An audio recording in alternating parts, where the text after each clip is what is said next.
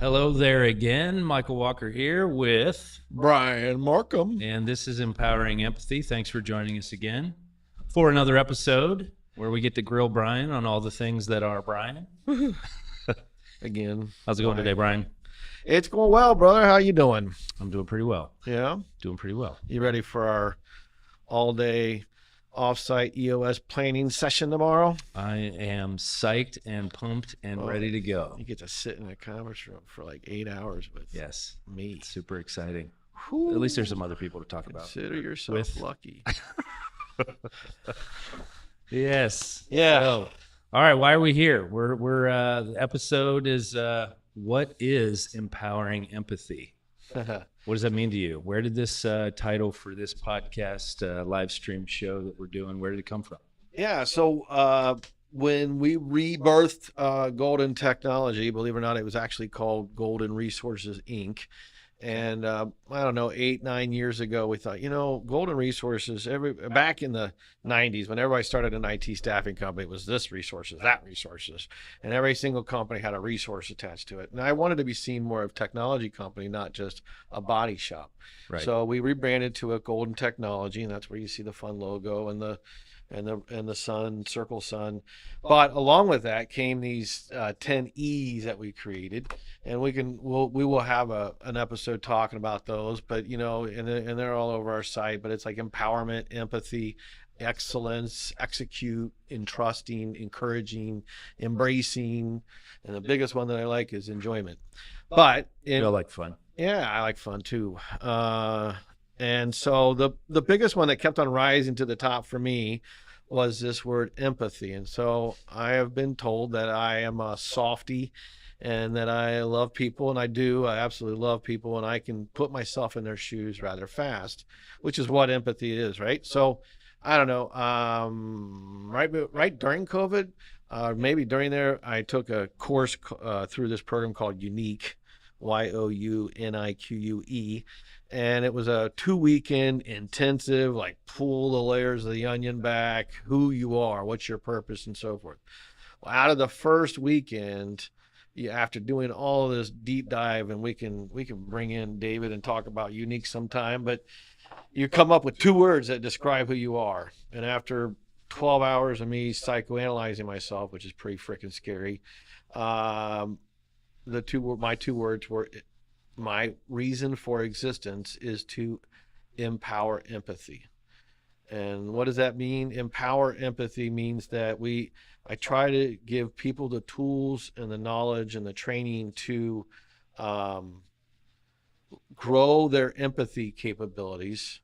Because when you get to feel people and understand what they're coming from, they will become loyal to you, and you will become loyal to them.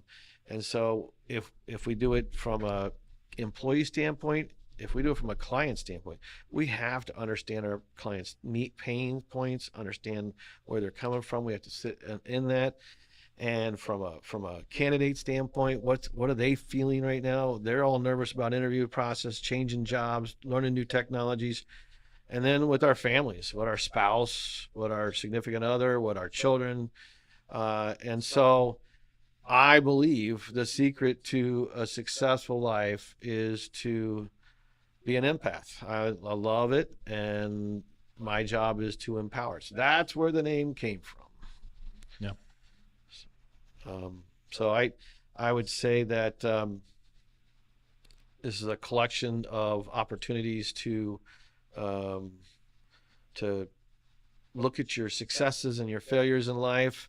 And to, when you immediately walk into a room, they say the best salespeople have 2 skill sets. One is empathy.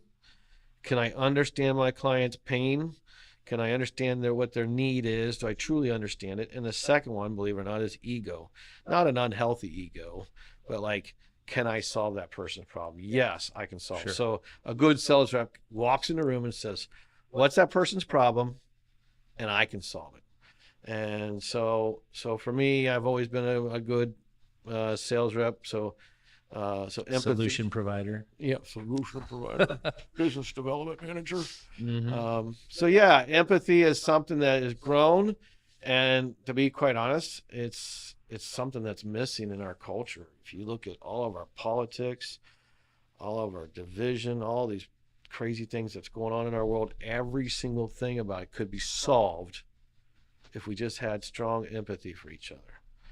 Listening, Yeah, we don't have to conversing. agree. Yeah. We don't have to sit there and say, yes, I agree with that person's life. No, I'm not going to think less of that person. Right. I'll try to love that person. Right. Easier said than done, though. So I have to admit, right before we got on this episode, I used ChatGPT to what is empowering empathy? And it spit a lot of stuff out. But in summary, empowering empathy means actively promoting and enabling individuals and communities to understand, embrace, and practice empathy towards others, thereby fostering a more compassionate and understanding society.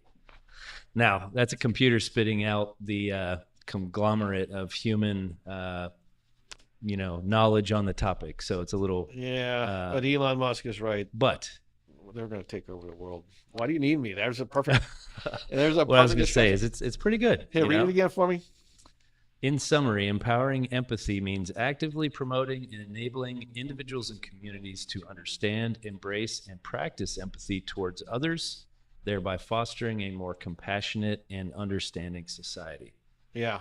So, I mean, I think it goes along with what you're saying there. Yeah, it is when you walk into a situation, when you walk into a room, when you sit down at a dinner table, I'll give a real funny example. Is Sunday morning, I was sitting there having a cup of coffee, and my wife came in to me and says, "I don't want to do this," and immediately I turned red. I saw red because I was looking forward to doing this for the longest of time, and it caused a bad Sunday. Whereas what I should have done is I should have stopped and realized I'm looking over at her, holding her back. She's in a crap ton of back pain right now, and she's miserable, and she doesn't want to do something because of that. If I would have just taken that 30-second pause and realized that, I would have had a lot better Sunday. So when you walk into a room, when you walk into a dinner table, when you walk into when you walk into a job interview, I mean, think about it. What's the secret of a job interview? A candidate needs to walk in and say, what problems do you have? And let me show you how I have solved those problems in the past. And that's it. I want to show you how I'm the best at solving your problems. And so if you take that in the real sense, when you're walking into somebody that wants to argue with you about politics or religion or whatever, just stop and take that breath like I didn't do on Sunday. And then that's how you empower empathy, because you get that person on your side. You got to win people.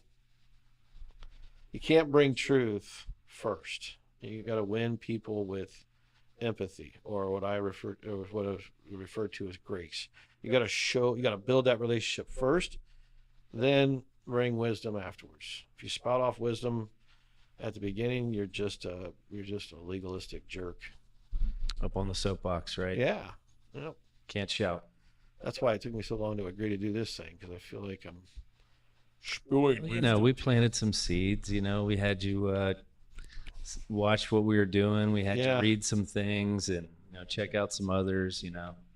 Oh, what do you think? Like, anything to add to empower empathy? Like, what do you think when you hear those two words? Well, I mean, I've told you before. There's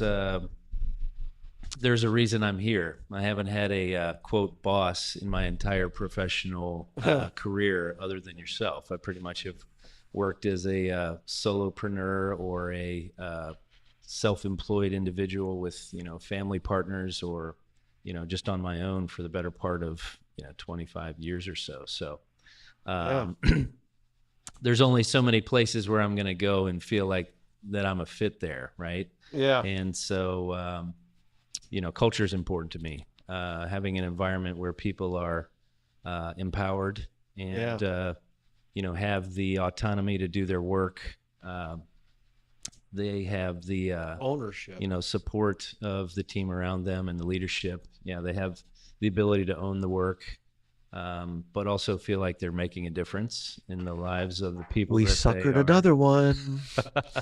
No, making a difference in the lives of the people that they work with, the people that they are serving, either as a client or even as a volunteer in some other type of capacity. So, I mean, that's why I'm in. Well, thanks. I appreciate that. That means a lot. And my job in this new role now that I'm not running the day-to-day CEO stuff is to make sure we don't lose that and we actually grow it and harness it and share it. That's why we're doing this.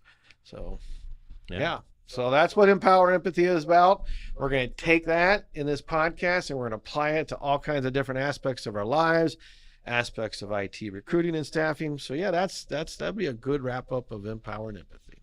You got it. Sounds like culture might be on the list for future episodes. So yeah, stay tuned for that one. All right, folks, we're going to get on out of here. Make sure you check us out next time. This is Empowering Empathy with Mike and Brian. Thanks for listening.